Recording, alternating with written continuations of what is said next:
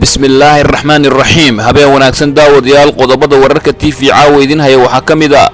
xildhibaan xidig oo Axmed Madoobe iyo maleeshiyadiisa ku eedeeyay inay ka dambeeyeen isku day dil oo la rabay in lagu qaarajiyo ninkii maamulayay xabsiga jeel ogaadeen oo lagu qabtay gobolka Mudug galmudug iyo Hiirshabeelle oo war ka soo saaray go'aan ka soo baxay dawladda Soomaaliya Itoobiya oo Soomaaliya ka tirtay qariirada kuna darsatay dalkeeda iyo Somaliland oo ka hadashay safar la sheegay in madaxweynaha Kenya uu ku tagay Hargeysa wararka dibadda wararka TV caaweydin haya waxaa ka mid ah madaxweyne Trump iyo la taliyihiisa dhanka amniga oo isku khilaafay hub ay tijaabisay Kuuriyada Waqooyi iyo xiisadda u dhaxaysa Uganda iyo Rwanda oo sii xoogaysatay daawadayaal ku soo dhawaada warkaasi oo fidsan haddii aad ka mid tahay daawadayaasheena cusub ee barta YouTube-ka fadlan rukumo si aad u heshid warar iyo warbixino quseeya Soomaaliya caalamka adigoo subscribe dhahaya xildhibaan cabdirashiid maxamed xidig oo ka mid ah xubnaha baarlamaanka Soomaaliya isla markaana ah musharax u taagan qabashada xilka madaxweynenimo ee maamulka Jubbaland ayaa hogaamiyaha maamulkaasi Sheekh Axmed Maxamed Islaam Axmed Madoobe ku eedeeyay inuu ka dambeeyay isku day dil oo la rabay in lagu geysto magaalada Kismaayo ee xarunta gobolka Jubbada Hoose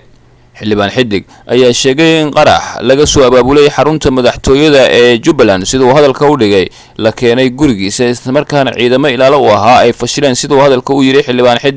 xildhibaan xidig ayaa sheegay inuu hayo cadeymo muujinaya in hogaamiye Axmed Madoobe uu ka dambeeyay weerarkaasi la rabay in lagu qaarijiyo sidoo hadalka u dhigay waxa uuna sheegay in uu cadeyn karo in laga soo abaabulay qaraxaasi gudaha Kismaayo xildhibaan xidig oo aan si rasmi ah u soo bandhigin cadeymaha uu hayo ayaa fal wuxuushnimo ah oo fashilmay ku tilmaamay isku daygaasi uu sheegay in Axmed Madoobe uu ku qaarijin rabay wuxuuna intaas ku daray in Kismaayo haatan ay joogaan shakhsiyaad xukunka uu madax maray sidoo hadalka u dhigay isagoo weerar afka ku qaadayay hogaamiyaha maamulka Jubbaland Sheekh Axmed Maxamed Islaam Axmed Madoobe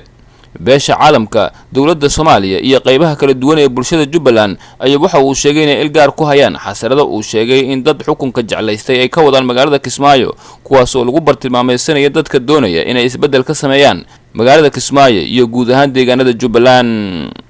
xildhibaan xidig ayaa ugu dambeyntii waxa uu sheegay in shirqoolka la rabay in lagu qaarajiyo ay hormuud ka ahayeen shakhsiyaad xilal ka haya maamulka Jubbaland iyo kuwa xilal ka haya golayaasha federaalka oo hadda Kismaayo ku sugan sidoo hadalka u dhigay isagoo sidoo kale weerar afka ku qaadayay senator taageersan hogaamiye Axmed Madoobe oo ku sugan magaalada Kismaayo ee xarunta gobolka Jubbada Hoose kuwaas oo dawladda Soomaaliya ku eedeeyay inay faragelin siyaasadeed ku hayso arrimaha doorashooyinka ee Jubbaland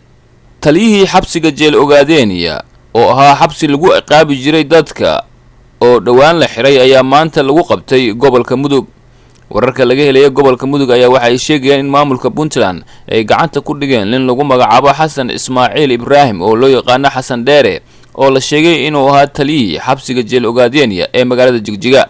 xabsigan oo dadka lagu ciqaabi jiray muddadii uu xafiiska fadhiyay madaxweynaha xabsiga ku jira ee ismaamulka Soomaalida Itoobiya Cabdi Maxamuud Cumar ayaa albaabada la isugu dhuftay 22 September ee 2018 sida wararka lagu helay Xasan Dheere wuxuu si dhuumaalaysi ah maalmihii u dambeeyay ku joogay magaalada Goldogob halkaas oo markii dambe xogtiisa laga war helay iyadoo xalay ciidamada ammaanka Puntland ay gacanta ku soo dhigeen dad arrintan ka war haya ayaa ku waramaya in Puntland ay ismaamulka Soomaalida Itoobiya oo xaduud wadaag yihiin ay ku wareejisay Xasan Ismaaciil Ibraahim Xasan Dheere wuxuuna ka mid yahay dad loo haystay tacdiye ka dhan ah xuquuqda aadanaha ee laga geystay dhulka Soomaalida oo Itoobiya maamusho Xasan Dheere ayaa waxa dib loogu celinayaa magaalada Jigjiga ee xarunta ismaamulka Soomaalida Itoobiya halkaas oo ah meeshii uu markii hore tacdiyada uu ka geystay isla markaana uu isaga soo cararay madaxweynaha dhulka Soomaalida Itoobiya maamusho Mustafa Maxamuud Cumar oo loo yaqaan Cagdar ayaa hore u sheegay in meel kasta oo ay galaan ay ka soo saarayaan dadka uu tilmaamay in dhibaatooyin ay ka geysteen gudaha dhulka Soomaalida Itoobiya maamusho kuwaas oo tacadiye badan oo ka dhana xuquuqul insaanka u geystay shacabka ku nool deegaanada dhulka Soomaalida oo Itoobiya maamusho waxaana hore Somaliland looga soo qabtay wasiiro isaga baxsanaya dhulka Soomaalida Itoobiya kuwaas oo loo haysto tacadiye ka dhana xuquuqul insaanka maamulada galmudug iyo Hiirshabeelle ayaa war ka soo saaray go'aan ka soo baxay wasaaradda arrimaha gudaha ee xukuumadda Soomaaliya oo ku aadanaa arrimaha doorashooyinka dawlad goboleedyada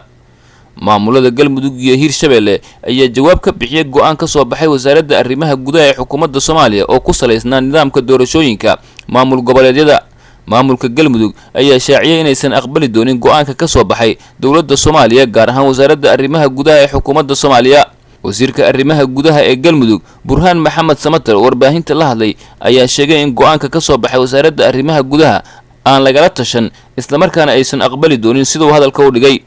wasiirka ayaa waxa uu soo hadal qaaday hadal xalay ka soo baxay gudoomiyaha baarlamaanka galmudug cali gacal caseer ee ahaa in doorashada madaxweynaha galmudug ay dhici doonto 4 bisha Julaay ee sanadkan waxa uu sheegay in wasaaradda arrimaha gudaha Soomaaliya ay meesha ka saartay awoodii doorashooyinka ay ku lahaayeen dawlad goboleedyada taasina aysan suurtagal ahayn dhinaca kale maamulka Hirshabeelle ayaa soo saaray war qoraal ah oo lagu sheegay inay ka walaacsan yihiin go'aanka ka soo baxay dawladda Soomaaliya oo aan la tashi laga siin sida warkaasi lagu yiri maamul goboleedyada waxaana Hirshabeelle ay sheegtay inay ka soo horjeedo go'aankaasi la xiriira doorashooyinka ee ka soo baxay dawladda federaalka ee Soomaaliya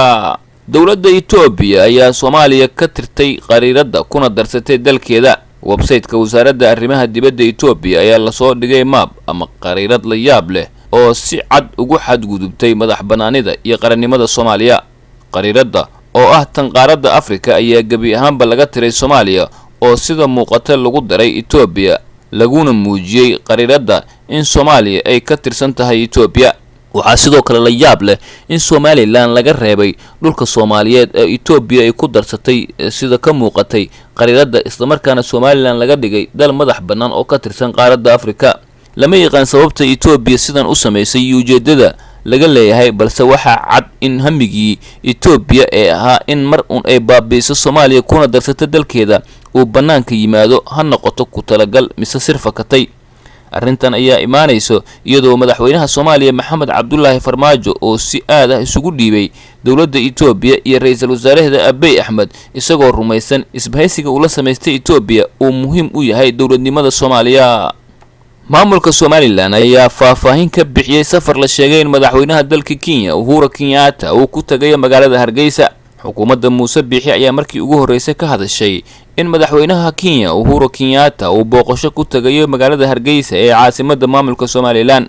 wasiirka arrimaha dibadda Somaliland Yaasiin Faratoon ayaa sheegay in wali aan si rasmi ah loo qorsheyn socdaalka Uhuro Kenyatta ku imaanaya magaalada Hargeysa sida uu hadalka u dhigay balse ay rajeynayaan in mar uu yimaado Hargeysa madaxweynaha Kenya wasiir Faratoon ayaa sheegay in Somaliland ay ku rajo weyn tahay in uu mar uu yimaado Uhuro Kenyatta magaalada Hargeysa balse hadda aysan jirin wax socdaal ah oo la qorsheeyay sida uu hadalka u yiri wasiirka ayaa sheegay in xiriirka saaxiibtinimo ee hadda ka dhex jira Somaliland iyo Kenya uu yahay mid ka wanaagsan sidii hore waxa uuna sheegay in wax kasta ay suurtagali karaan maalmihii u dambeeyay waxaa baraha bulshada aad lagu hadalhayay qorshe uu bartiisa Twitter-ka ku baahiyay Rashiid Cabdi oo ah qabiir degan Kenya falanqeeyana siyaasadda gobolka iyo guud ahaan qaaradda Afrika Rashiid ayaa qoraalkiisa ku sheegay in madaxweyne Biixi uu booqan doono Kenya halka madaxweyne Uhurona uu booqan doono Somaliland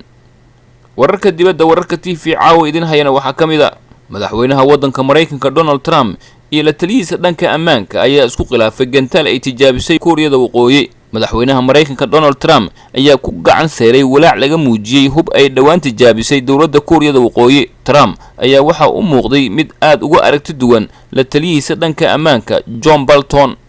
qoraal uu soo dhigay bartiisa Twitter-ka kadib markii uu maanta gaaray dalka Japan ayaa Trump waxa uu gantaalkii Kuuriyada Waqooyi ay dhawaan tijaabisay oo ku tilmaamay hub yar oo aan wax micno ah lahayn la taliyaha dhanka ammaanka ee madaxweyne Trump John Bolton ayaa shalay oo sabti ahayd sheegay in tijaabada hubkaasi uu lid ku yahay qaramada midoobay iyo dalka Mareykanka madaxweyne Trump ayaa waxa uu yiri Kuuriyada Waqooyi waxa ay tijaabisay hub yar oo dhibay qaar kamid ah dadkayga iyo kuwa kale balse aniga marnaba ima dhibin ayaa uu yiri madaxweyne Trump oo ka hadlayay hubkaasi ay tijaabisay waqooyiga Kuuriya waxaa cirka isku sii shareeraya xiisad u dhaxaysa dawladaha Uganda iyo Rwanda oo xad wadaaga Uganda ayaa ku eedeysay askarta Rwanda inay soo galeen dhulkooda ayna ku dileen 2 qofood wadamadan oo ah kuwa xiriir dhow leh ayaa labada madaxweyne ee maamula waxa muddooyinkii u dambeeyay midba midka kale uu ku eedeynaya basaasid shirqool siyaasadeed iyo faragelin marka la eego eedeemihii u dambeeyay askarta Rwanda ayaa jimcihii dabagalay tuhmane si sharci darro ah mootooyin ugu tahriibinaya dad meel u jirto 80 mitir xuduudda dalka Uganda ninkaasi ayaa si sharci darro loo toogtay kadib markii ay murmeen ciidamada ammaanka ee dalka Rwanda waxaana sidoo kale ciidamadu ay si sharci darro ku toogteen qof la sheegay in uu soo kala dhaxgalay ninka la toogtay iyo ciidamada bishii Febraayo Rwanda ayaa waxa ay bilowday inay xanibto baabuurta xamuulka ee laga leeyahay dalka Uganda. khilaafka u dhaxeeya labada dal ee dariska ah ayaa isoo taraya labadii sano u dambeysay, waxaana muuqata in cirka isku sii shareeraya khilaafka dhinaca xuduudda ee u dhaxeeya Rwanda iyo Uganda. guud ahaan daawadayaal warkii aad kala socoteen wararka TV caawa naga inta